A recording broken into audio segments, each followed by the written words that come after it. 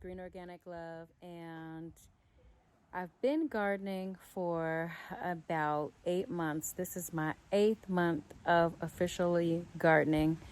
Nobody told me that it was going to be such a mad cleanup from winter to spring, but